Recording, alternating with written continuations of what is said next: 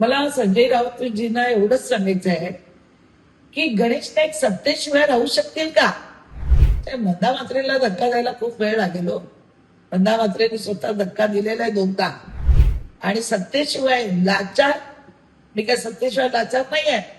मी त्यांच्या दारात आजपर्यंत कधी पद मागायला गेले नाही आणि आयुष्यात मरेन पण कधी पद नाही मागायला जाणार. संजय राऊतजी, तुम्ही प्रवक्ते पद घेतलंय, खूप चांगली गोष्ट आहे. लवकरात लवकर तुम्ही त्यांना घेऊन जा अशी माझी तुम्हाला विनंती.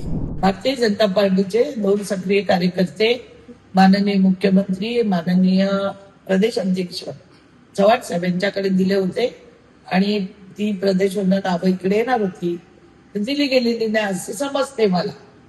पण त्याच्यामध्ये मंदा मात्रेला कुठला धक्का बसला अशातला भाग नाहीये.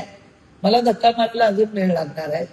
त्याच्यामुळे मला एवढंच सांगायचंय की पक्षाने दिलेले कार्यकर्त्यांना जर स्वीकृत सदस्य मिळत नसेल तर पक्ष कार्यकर्ते नेमकं काय करावं? आज मी बघितली एक बातमी. मला संजय राऊतजींना एवढंच सांगायचं आहे की गणेश नाईक सत्तेशिवाय राहू शकतील का? तुमच्याकडे सत्ता आहे का? आता तुमच्याकडे सत्ता गेल्यानंतर तुम्हाला टाकून गद्दारी पहिले कोणी केली शिवसेनेची? मग आले राष्ट्रवादी, सगळं चंबू कंपू घेऊन.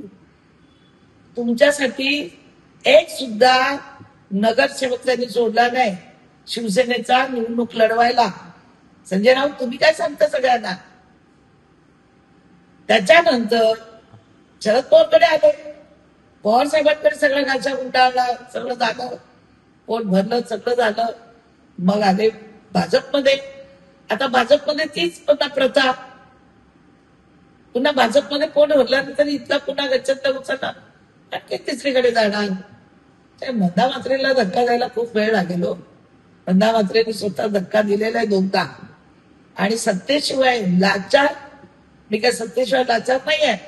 मी त्यांच्या दारात आजपर्यंत कधी पद मागायला गेले नाही आणि आयुष्यात मरेन पण कधी पद नाही मागायला जाणार. एवढं आम्ही स्वाभिमानाने जगलो, स्वाभिमानाने याच्या पुढे जगणार. पण भारतीय जनता पार्टीच्या कार्यकर्त्यांवर होत असलेला अन्याय बघवत नाही म्हणून बोलायची वेळ येते.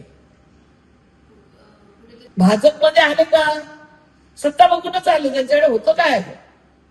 राष्ट्रवादीच होते ना ते 19 मध्ये मागे लागलेले, मला घ्या मला घ्या.